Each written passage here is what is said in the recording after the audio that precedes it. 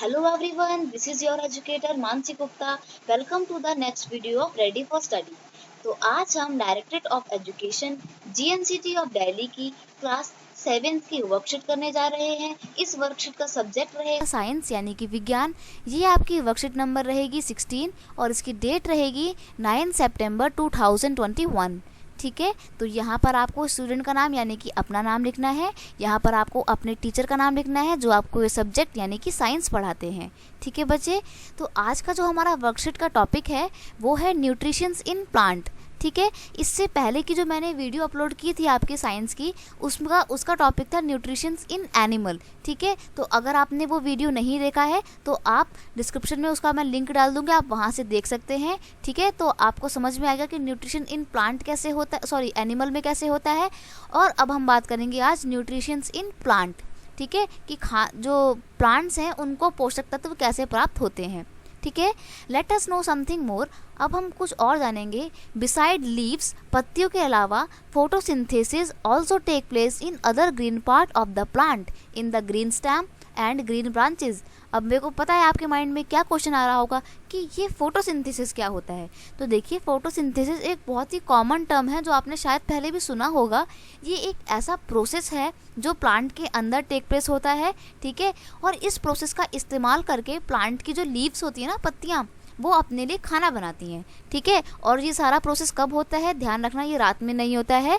ये सूरज की रोशनी जो होती है यानी कि सनलाइट की अवेलेबिलिटी में होता है, जिसमें प्लांट की जो लीव्स हैं वो कार्बन डाइऑक्साइड गैस का, ऑक्सीजन का और जल का, वाटर का इस्तेमाल करके दिन की रोशनी में अपने लिए खाना बनाती हैं। ठीक है, तो अभी मैंने बताया कि वो फोटोसिंथेसिस मेथड जो है वो कहाँ पे टेक प्लेस करता है, प्लांट में, और काम कौन करता है, लीव्स करती हैं।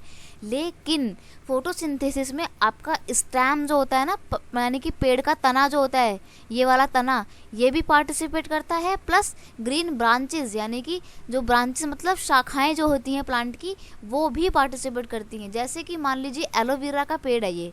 ठीक है, एलोवेरा के पेड़ में पत्तियां तो नहीं होती हैं ना, ये क्या होती है, जो कटीले ये कांटे जैसे निकले हुए होते हैं, ये होती हैं इसकी ये होती हैं इसकी ब्रांचेस। ठीक है, ये इसकी लीव्स नहीं होती हैं, ये इसकी ब्रांचेस होती हैं, मतलब शाखाएं होती हैं ये।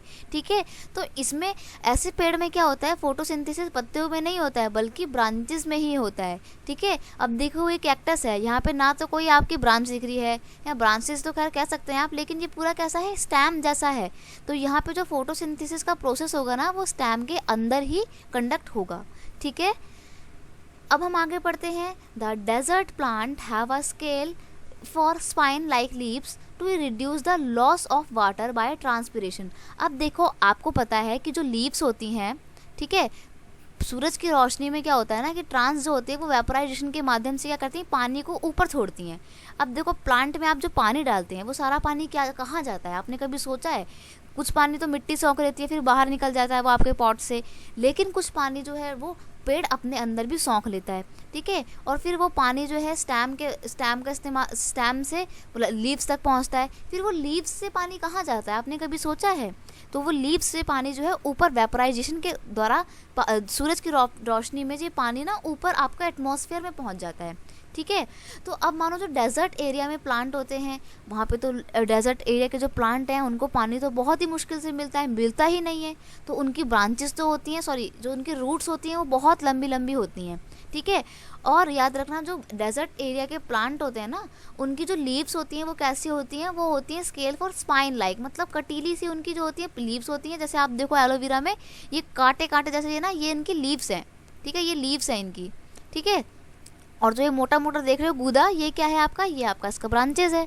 ठीक है, these plant gave green stem which carry out photosynthesis. तो ऐसे प्लांट में क्या होता है ना, ग्रीन कलर का जो इनका स्टेम होता है ना, ये स्टेम ब्रांचेस, ये वाला स्टेम ब्रांचेस, इन्हीं सब में फोटोसिंथेसिस का प्रोसेस जो है वो टेक प्लेस करता है।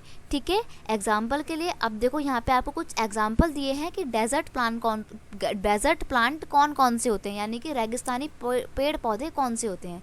तो देखो, आगवा, एलोवेरा, बैरल कैक्टस, ये सारा क्या होता है, बैरल का मतलब तो आपको पता है बंजर होता है, तो कैक्टस का मतलब और कैक्टस तो आपको पता है कटीला सा पेड़ होता है, कांटे वाला पेड़ होता है।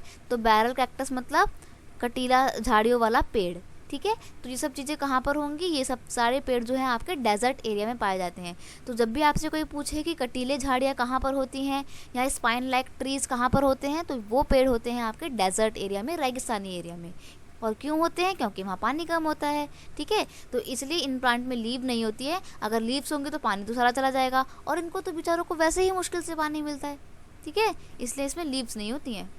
नेक्स्ट है the leaves other than green also have chlorophyll. अब देखिए, मैंने आपको ये भी पढ़ाया है या आपने पढ़ा भी होगा कि जो पेड़ पौधे होते हैं वो ग्रीन कलर के क्यों होते हैं। तो देखो, जैसे इंसानों का जो ब्लड होता है वो रेड कलर का क्यों होता है, क्योंकि उसमें हीमोग्लोबिन होता है।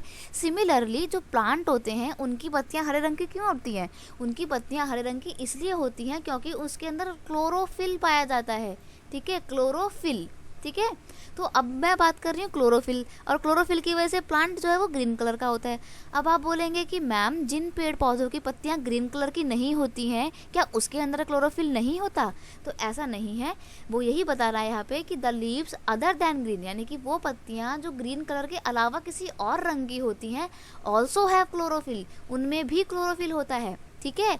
Green patches in ponds of stagnant water, stagnant का वाटर मतलब होता है ठहरा हुआ पानी, यानी कि बहुत टाइम से, लंबे टाइम से रुका हुआ पानी को बोलते हैं सेगनेंट वाटर, ठीक है। अब जो सेगनेंट वाटर होता है वहाँ पे आपने देखा होगा ग्रीन ग्रीन कलर की काई सी जम जाती है, ठीक है, उसको क्या बोलते हैं, दलदल बोलते हैं हम लोग नॉर्मल लैंग्वेज में।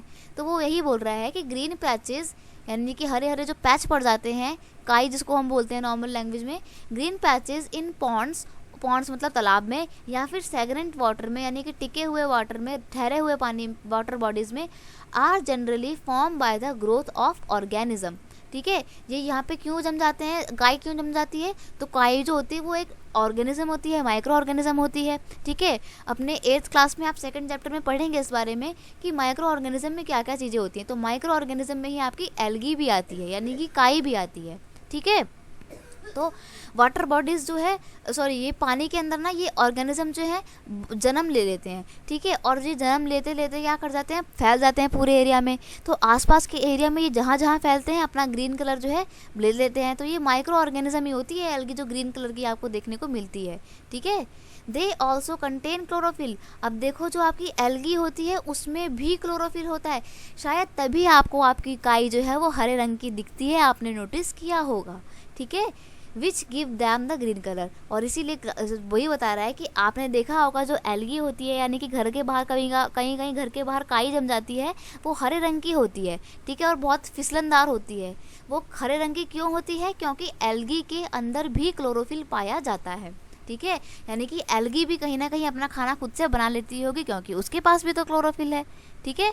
अब उसने बोला है कुछ क्वेश्चन नंबर 1 है, write the name of desert plant which is seen by you in your neighbourhood. तो आपने आसपास में नेबरहुड में कौन कौन से डेजर्ट प्लांट देखे हैं।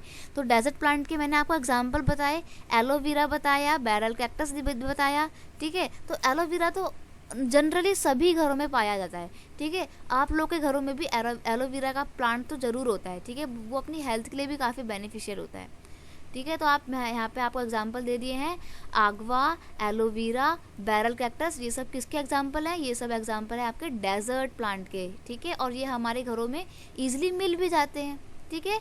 Y the algae are green in colour, तो आपकी जो एल्गी है वो हरे रंग की क्यों होती है, मैंने अभी बताया। Algae also contain chlorophyll which give them the green colour, यानी कि जो एल्गी होती है वो भी हरे रंग की इसलिए होती है क्योंकि उसमें भी क्लोरोफिल पाया जाता है, ठीक है। ये वाला क्लोरोफिल इनमें भी पाया जाता है। नेक्स्ट क्वेश्चन है, collect the different colour leaves and paste in your notebook. तो देखिए, ये आपकी एक एक्टिविटी टाइप का क्वेश्चन है। यहाँ पर आपको क्या करना है कि अलग अलग कलर की जो लीव्स हैं उनको अपनी कॉपियों में चिपकाना है, ठीक है। तो देखो, मैंने आपको यहाँ पे कुछ फ़ोटोज़ अटैच कर दी हैं, अगर आपको इसमें से कोई सी भी लीव मिल जाए तो आप वो लीव लगा सकते हैं।